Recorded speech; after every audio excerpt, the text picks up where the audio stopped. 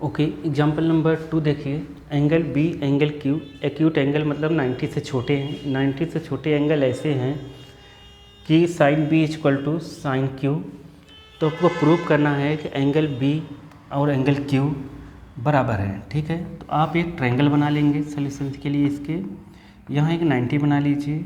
आप देखिए बी और क्यू 90 से छोटा है, तो जब एक एंगल 90 हो गया ट्रायंगल में, तो ये पक्का ये दोनों 90 से छोटे होंगे। ठीक है, तो ये लिख देंगे बी और ये लिख देंगे क्या, क्यू। ठीक है, कोई भी आप ले लीजिए, यहाँ क्यू ले लीजिए, यहाँ बी ले लीजिए, कोई दिक्कत है नहीं। ठीक है, अब हम लोग यहाँ पर कुछ भी लिख दीजिए, यहाँ पी ले लेते हैं। चलिए, अब आपको sine B equal to sine Q दिया है, तो साइन बी इक्वल टू होता है, यस यहाँ कोई भी एंगल हो उससे मतलब नहीं है, ये होता है क्या, परपेंडिकुलर अपॉन हाइपोटेनस। अब हमने वो ये बी एंगल लिया है, तो इस बी एंगल को लिया है, तो इसके सामने परपेंडिकुलर ये हो जाएगा। तो परपेंडिकुलर बी के सामने परपेंडिकुलर और हाइपोटेनस बी क्यू फिक्स है। ठीक है, तो यहाँ पर बी के हिसाब से, इस हिसाब से जैसा हम पहले कर चुके हैं, बी के हिसाब से परपेंडिकुलर एंगल के सामने, आपको अगर ये नहीं समझ में आ रहा है तो हम लोगों ने फर्स्ट वीडियो में डाला है कि परपेंडिकुलर किसको कहते हैं, बेस किसको कहते हैं, हाइपोटेनियस कैसे समझ में आएगा, तो आप वहाँ देखेंगे समझ में आ जाएगा। तो एंगल बी जो है, बी के सामने परपेंडिकुलर ये है, तो परपेंडिकुलर की जगह पी क्यू लिख देंगे। क्या लिख देंगे, पी क्यू। समझ गए, ये पी तो मैंने परपेंडिकुलर के लिए लिखा है और ये पी क्यू तो पूरा इसके लिए है, मतलब ये परपेंडिकुलर की ही जगह पी क्यू है। ठीक है, नहीं समझ में आ रहा है, यहाँ आर लिख देते हैं, आर क्यू। ठीक है, ऐसा हो जाएगा। हाइपोटेनस 90 के सामने हाइपोटेनस फिक्स है बी क्यू के 1 हो गया। अब ऐसे ही आपको दिया है क्यू, यहाँ पे साइन क्यू दिया है, तो साइन क्यू भी अगर लिखेंगे तो ये वैल्यू बदलेगी नहीं, परपेंडिकुलर अपॉन हाइपोटेनस ही होता है। ठीक है, तो आप इस क्यू को जब कंसीडर करेंगे तो इस क्यू को, तो परपेंडिकुलर ये हो जाएगा, एंगल के सामने ही परपेंडिकुलर मानते हैं हम। यहाँ एंगल था तो इस एंगल के सामने परपेंडिकुलर ये लिया था आर क्यू। अब यहाँ पर हम लोग क्या लेंगे, क्यू के सामने परपेंडिकुलर आर बी। ठीक है, क्यू के सामने परपेंडिकुलर क्या बनेगा, आर बी, तो आर बी। ठीक है, और हाइपोटेनस फिक्स है, 90 के सामने हाइपोटेनस होता है, तो 90 के सामने हाइपोटेनस लेंगे हम वी क्यू। ये क्वेश्चन नंबर 2। अब दिया है कि sine B equal to sine Q, ये अपने को गिवन है।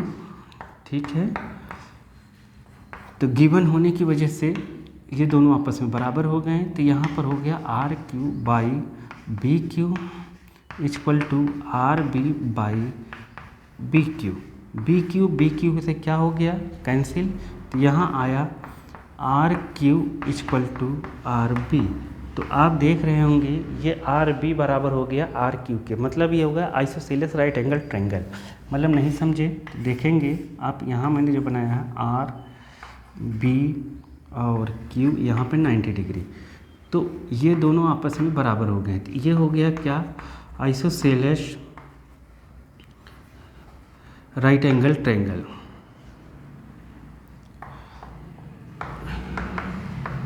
राइट एंगल ट्रायंगल हो गया। तो आइसोसेलेस राइट एंगल ट्रायंगल होने की वजह से ये दोनों साइड बराबर हो गए, तो ये एंगल भी बराबर हो गया, और ये एंगल हो गया 45 के। ठीक है, तो 45 क्यों हुआ, क्योंकि ये 90 है, तो 180 से माइनस करेंगे तो बचेगा 90, तो ये 45 दोनों एंगल बराबर। तो यहाँ लिख सकते हैं देयरफॉर एंगल क्यू बराबर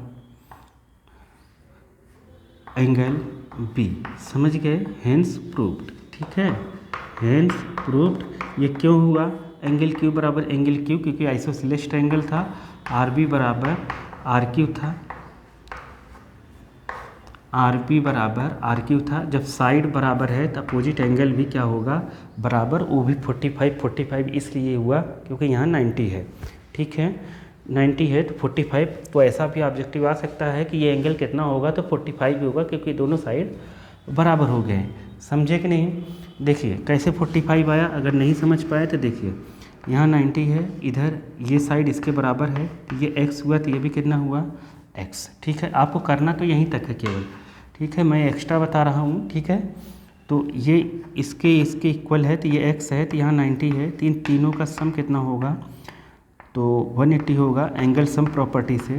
एंगल सम प्रॉपर्टी से होगा कितना 180, ठीक है।